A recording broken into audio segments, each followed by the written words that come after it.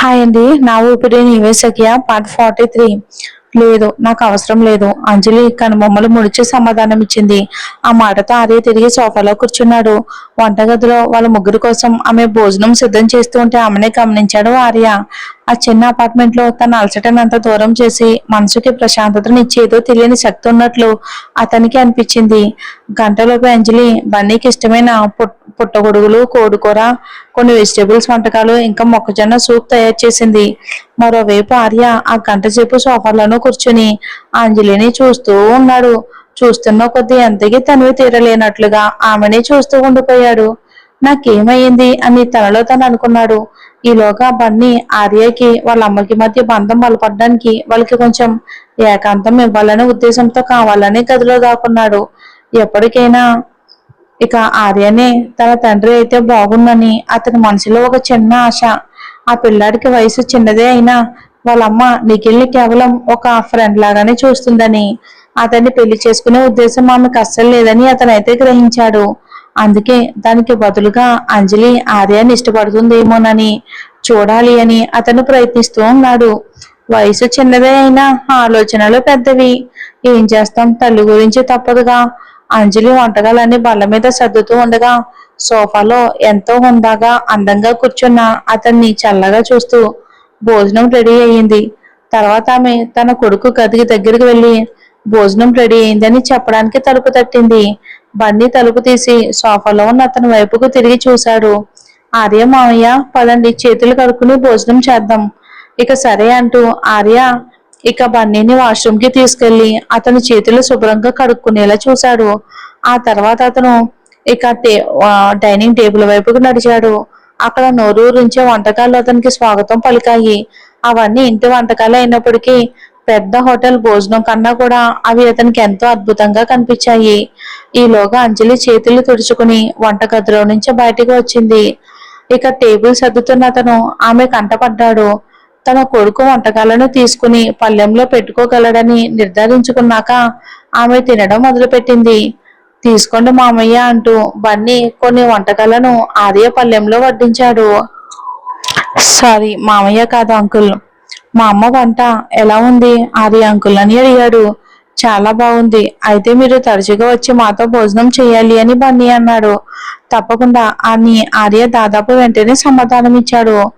ఇక అన్నం నవ్వులుతున్న అంజలి ఆశ్చర్యంతో నోటిలోని ముద్ద బయట పడిపోయినంత పనవగా అయోమయంగా తన కొడుకు వైపుకు చూసింది. ఈ అబ్బాయికి ఏమైంది? నా జీవితాన్ని ఎందుకెంత కష్టతరం చేస్తున్నాడు?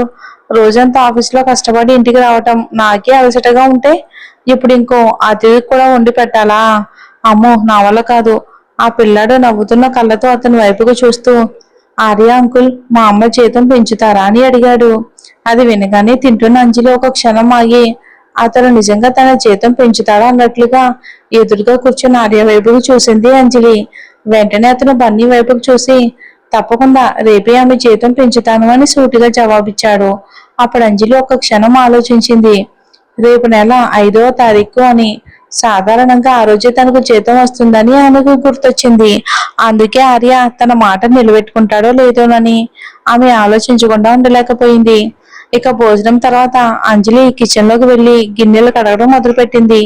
ఈలోగా బన్నీ ఆర్యని తన గదికి తీసుకుని వెళ్లి అతనితో ఆడుకున్నాడు. ఇక నైట్ 8:30 అయ్యేసరికి అంజలి తన కొడుకు మంచం మీద కూర్చున్న అతని వైపుకు చూసి అతను వెళ్లాలని పరోక్షంగా సూచిస్తూ సమయం చెప్పింది. చాలా లేట్ అయింది ఆర్య గారు. అప్పుడు ఆర్య బన్నీ తల నిమిరి, సరే ఇక నేను వెళ్ళొస్తాను అని అన్నాడు. తల్లి తండ్రుల కార్యక్రమంలో కలుద్దాం. సరేనా అంకుల్, తప్పకుండా నేను వస్తాను అని అంటూ ఆర్య ఆ రోజు నేను తప్పకుండా హాజరవుతానని ఆ పిల్లోడికి ఖచ్చితంగా మాటిచ్చాడు. ఆర్య అపార్ట్మెంట్ బయటకు అడుగు పెట్టగానే అంజలి ఒక చెత్త సంచి వైపుకు చూపిస్తూ అతని వైపుకు చూసింది. ఆర్య గారు, దయచేసి దీన్ని బయట పడేయండి. ఎంట్రన్స్ దగ్గర ఒక చెత్త కుండి ఉంది. సుకుమార్ గారి కుటుంబానికి చెందినంతటి గొప్పవాడైన ఆర్య ఎలాంటి అభ్యంతరం చెప్పకుండా ఆ చెత్త సంచిని తీసుకుని వెళ్ళాడు. ఆ చర్యకి అంజలి మనసు కొద్దిగా కరిగింది. అతను అప్పుడప్పుడు కొంచెం అధికారం చూపించే రకమే, అయినా కానీ మొత్తానికి మంచివాడేనేమో అని అనుకుంది. అదే సమయానికి అంజలికు వాళ్ళ నాన్న సుధాకర్ గారి దగ్గర నుండి ఫోన్ వచ్చింది. హలో నాన్న. అమ్మా అంజలి, నీ కొత్త ఇల్లు రెడీగా ఉంది. 2 రోజుల్లో నీ సామాన్ను అక్కడికి మార్చడానికి సహాయంగా ఒకరిని పంపిస్తాను. ఏదేమైనా అది అది నీ ఇల్లు కదా, నీకు సౌకర్యంగా ఉండేలా చూసుకోవాలి అన్నారు ఆయన కూతురుతో. సరే నాన్న, నేను 2 రోజుల్లో అన్ని సర్దుకుని రెడీగా ఉంటాను. అంజలి, గతసారి బన్నీకి జరిగిన దానికి నన్ను క్షమించమ్మా అంజలి. నేను కొంచెం జాగ్రత్తగా ఉండుంటే వాడికి ఇలా జరిగి ఉండేదే కాదు. అయ్యో పర్వాలేదు నాన్న, జరిగింది ఏదో జరిగిపోయింది, దాని గురించి మీరు మనసులో పెట్టుకోకండి. అంజలి తన తండ్రిని ఓదార్చింది.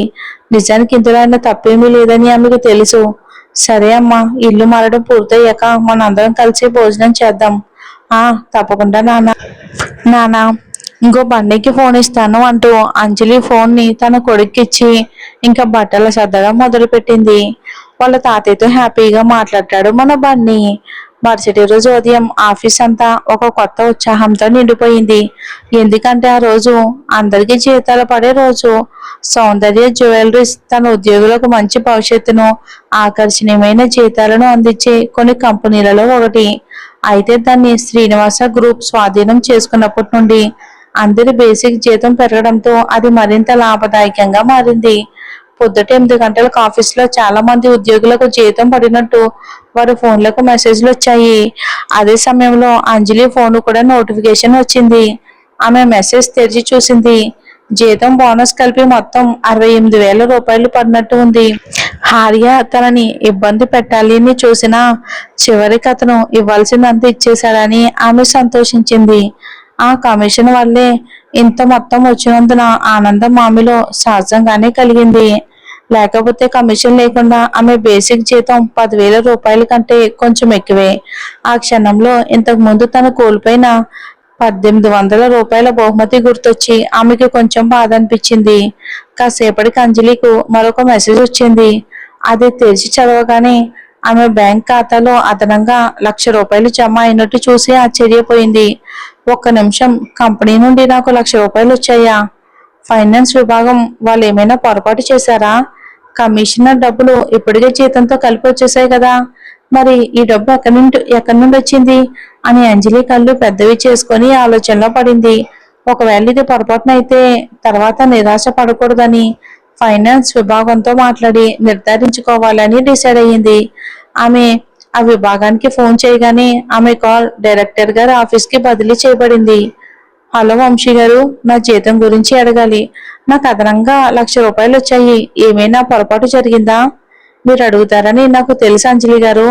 నిజానికి మొదట వచ్చింది మీ నెల జీతం. ఆ తర్వాత వచ్చిన డబ్బు ఆర్య గారి ఆదేశం మేరకు మీకు పంపించబడింది. కానీ పూర్తి వివరాలు నాకు కూడా తెలియదు. మీరు ఆయన్ని అడిగితే మంచిది. ఆ మాట వినగానే అంజలి తల గిర్రను తిరిగినట్టు అయ్యింది. ఆర్య తనకి 1,00,000 రూపాయలు పంపించాడంటే నమ్మలేకపోయింది. నాకెందుకని, ఆయన అంత డబ్బు ఎందుకు ఇచ్చాడు? ఆమె ఫోన్ పెట్టేసి వెంటనే ఆర్య క్యాబిన్ కి కాల్ చేసింది. హలో, అవతల నుండి ఆ గొంతు గంభీరంగా ఉంది. అదే సమయంలో బద్ధకంగా వినిపించింది. మీరు మీరు నాకెందుకని 1,00,000 రూపాయలు ఇచ్చారు? మీ జీతం పెంచుతానని బన్నీకి మాట ఇచ్చాను అంజలి గారు, అందుకే అని సమాధానం ఇచ్చాడు ఆర్య. ఆర్య నిజంగా తన జీతం పెంచుతూ ఏకంగా 1,00,000 రూపాయలు ఇస్తాడని ఊహించలేదు. అంజలి ఆశ్చర్యపోయింది. కొన్ని వేలు ఇస్తే సరే అనుకోవచ్చు కదా, అయినా ఆయన నుండి 1,00,000 రూపాయలు తీసుకోవడం ఆమెకి ఏమాత్రం సరి అనిపించలేదు. ఆ పెద్ద మొత్తంలో డబ్బు వెనుక ఏదో ఉద్దేశం ఉందనే భయం ఆమెను పట్టుకుంది. ఆర్య తనతో ప్రవర్తించిన తీరు గుర్తొచ్చి ఇంత పెద్ద మొత్తం ఇవ్వడం వెనుక ఏదో దురుద్దేశం ఉందని ఆమెకు వెంటనే అనిపించింది. నేను ఆ డబ్బుని మీ అకౌంట్కి తిరిగి పంపించేస్తాను.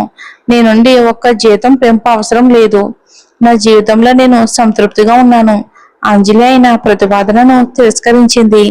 అలా అయితే దాన్ని భోజనానికి చెల్లింపుగా అనుకోండి. ఇకపై నేను తరచుగా మీ ఇంటికి రాత్రికి భోజనానికి వస్తుంటాను. ఏంటి, మీరు మా ఇంటికి భోజనానికి వస్తారా?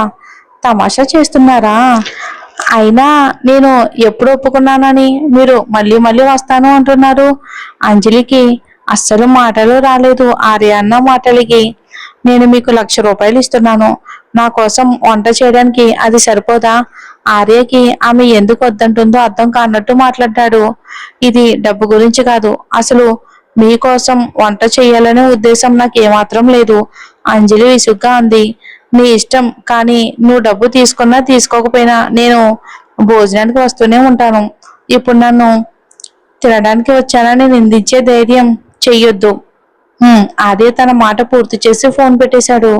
ఆర్య అసలు ఏం చెయ్యాలి అనుకుంటున్నాడో అర్థం కాక అంజలికి నోట మాట రాలేదు.